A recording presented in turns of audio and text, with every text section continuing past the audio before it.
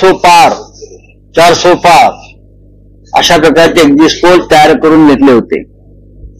काय झालं आपण पाहिलं. लोकांनी मतदान केलेलं आहे. मतदान गुप्त असतं हे सगळ्यांना माहीत आहे.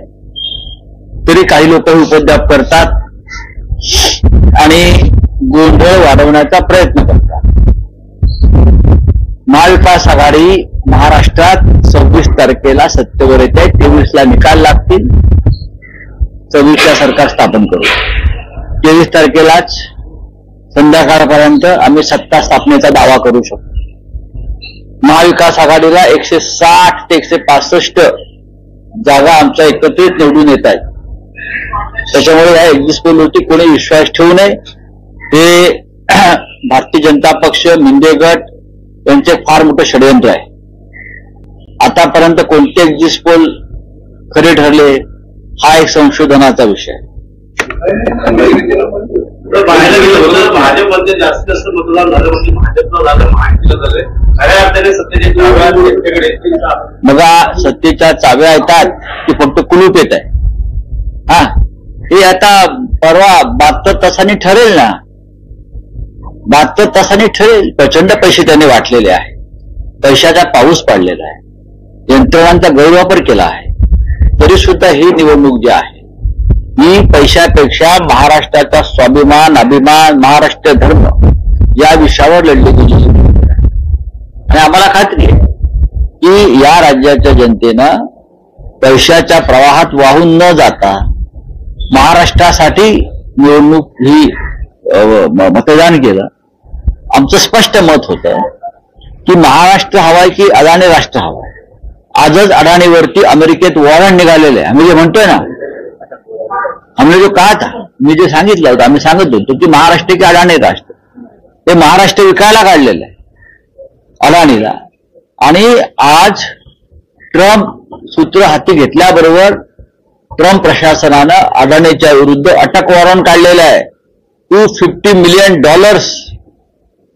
करप्शन लाच देण्याचा प्रयत्न त्यांनी केला टेंडर्स मिळवण्यासाठी.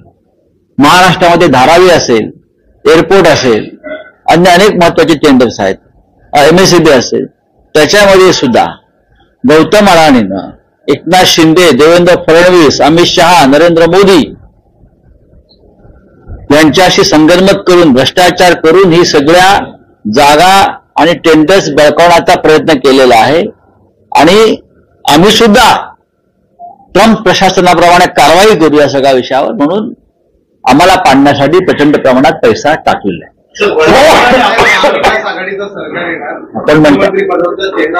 कोण म्हणते असं?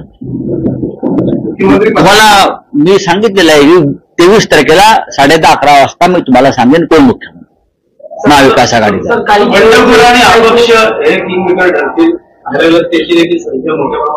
अजून निवडून यायचे आहेत ना. अजून हे सगळे लोक निवडून यायचे आहेत. संख्या किती होते, काय होत आहे, पण मी इतकंच सांगेन. काँग्रेस, शरद पवार साहेबांची राष्ट्रवादी काँग्रेस आणि उद्धव ठाकरे यांच्या नेतृत्वाखालची शिवसेना, या तिघांना मिळून सत्ता स्थापने इतकं बहुमत आम्हाला प्राप्त होत आहे. बताइए, एग्जिट पोल में महाविकास आघाड़ी को नहीं मिल रहा है, महायुति को देखिए क्या होता है एग्जिट पोल, किसने किया एग्जिट पोल. देखिए लोकतंत्र में जो मतदान होता है वो सीक्रेट होता है. लोग अपनी बात हमेशा खुलकर नहीं कहते. महाराष्ट्र में इस बार यही हुआ है. तो आप सैंपल सर्वे 2-4 लोगों का स्टेट में ले लेंगे और कहेंगे ये जीत रहा है, वो जीत रहा है. हरियाणा में कांग्रेस जीत रही थी एग्जिट पोल के अनुसार. क्या हुआ भाई? क्या हुआ? लोकसभा में मोदी जी को 400 पार दिखा रहे थे एग्जिट पोल वाले, सभी बड़े बड़े चैनल वाले. क्या हुआ आप देखिए. 23 तारीख को 10 बजे तक, 11 बजे तक पूरा फैसला आ जाएगा. हम 160-165 सीटें जीतने जा रहे हैं. सर, कल शाम तक जब वोटिंग हो रही थी उसी समय नाना पटोले जी की तरफ से एक बयान आया है जिसमें उनका कहना है कि कांग्रेस के नेतृत्व में महाविकास आघाड़ी सरकार बनने जा रही है. तो क्या ये मान लिया जाए कि कांग्रेस का अगला मुख्यमंत्री होगा? नहीं, मैं ये नहीं मान लूंगा और कोई नहीं मानेगा कि महाविकास आघाड़ी की सरकार हम बैठकर तय करेंगे. अगर नाना पटोले जी ने ऐसा कहा है और नाना पटोले जी को कांग्रेस हाईकमांड ने कहा है कि आप मुख्यमंत्री बन रहे हो, तो राहुल गांधी, प्रियंका, सोनिया, खड़गे साहब ने इस प्रकार से ऐलान करना चाहिए। बिटकॉइन वाले मामले में सर, ये बिटकॉइन वाला बोगस है। अडानी पर जो मामला हुआ है अमेरिका में, और ट्रंप प्रशासन ने उसका अरेस्ट वारंट उनको अरेस्ट करने के लिए वारंट निकाला है। ये देश के लिए, मोदी जी के लिए, पूरे बीजेपी के लिए शर्म की बात है। अडानी की वजह से मोदी जी ने इस देश को एक धब्बा लगाया है। आपको बताना चाह रहा है, हिंडनबर्ग लोगों का जो चल रहा था ना, उनको क्लीन चिट देने वाले लोग हैं। इसलिए तो महाराष्ट्र में जो लड़ाई हुई चुनाव की, कि हम महाराष्ट्र को अडानी राष्ट्र नहीं बनाना चाहते, सब कुछ खरीद लेंगे, सब कुछ बेच देंगे। महाराष्ट्र में धारावी से लेकर एयरपोर्ट तक सब कुछ अडानी को बेच दिया। कैसे बेच दिया? क्योंकि चुनाव में 2000 करोड़ से ज्यादा पैसा अडानी का यहां आया है।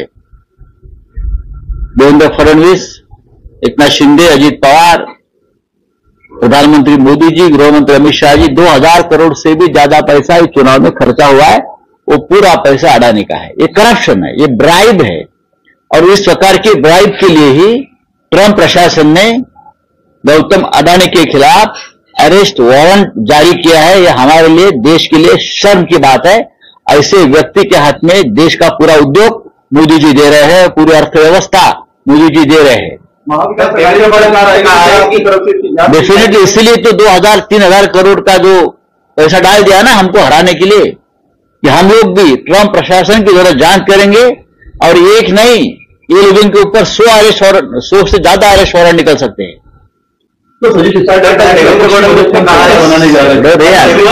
संजय शिरसाट हरतो आहे तो देवेंद्र फडणवीस कहा है, सुहास कांदेनी, आणि दुसरीकडे पाहिल्यानंतर केदार दिघे यांच्यावर गुन्हा दाखल झालेला आहे दारू आणि पैसे वाटपासंदर्भात। केदार शिंदेवर दारू आणि पैसा वाटपासंदर्भात गुन्हा दाखल झाला असेल तर अशा प्रकारचा सगळ्यात पहिला गुन्हा एकनाथ शिंदेवर व्हायला पाहिजे। पैसे वाटपासंदर्भात जर केदार दिघ्यांवरती गुन्हा दाखल झाला असेल तर अशा प्रकारचा विनोद तावडेवरती गुन्हा दाखल झाला पैसे वाटपाचा नाही झाला। पैसे पकडले, त्या हॉटेलमध्ये काही संशयास्पद महिला नाही पकडलं, गुन्हा दाखल झाला का विनोद तावडेंवर? नाही। अख्ख्या महाराष्ट्रात ठिकठिकाणी शिंद्यांचे पैसे पकडले। नाशिकच्या ताज हॉटेलमध्ये 3 कोटी रुपये पकडले। कोणावर गुन्हा दाखल झाला मला सांगा? महाराष्ट्रात देवेंद्र फडणवीस, अजित पवार आणि एकनाथ शिंदे यांच्यावरती या संदर्भातला पहिला गुन्हा FIR लॉन्च व्हायला पाहिजे। केदार दिघेवरती काय गुन्हा दाखल करताय? आनंद दिघ्यांच्या पुतळ्यावर, वारसदारावर। हे तुमच्या दिघांचं प्रेम आहे। सुहास कांदेनी कोण आहेत? ते आमदार आहेत। त्यांनी जर भुजबळांना धमकी दिली असेल, तुझा मर्डर होईल, मी हे टीव्हीला पाहिलं, तर निवडणूक आयोग, विद्यमान गृहमंत्री फडणवीस यांची काय जबाबदारी आहे की नाही? एकनाथ शिंदे मुख्यमंत्री जबाबदारी आहे की नाही? एक आमदार दुसऱ्या उमेदवार, तुझा आज संध्याकाळपर्यंत मर्डर होईल, फिक्स आहे तुझा मर्डर। आणि आम्हाला म्हणता तुम्ही कोणत्या प्रकारची भाषा वापरता? तुमचे लोक काय भाषा वापरतात? मर्डरची भाषा वापरतायत। आणि हे देवेंद्र फडणवीस सारखे लोक जे आहेत गृहमंत्री पदावर, मुख्यमंत्री पदावरची माणसं, अमित शाह गृहमंत्री, काय चाललंय या राज्यामध्ये? चला थँक्यू।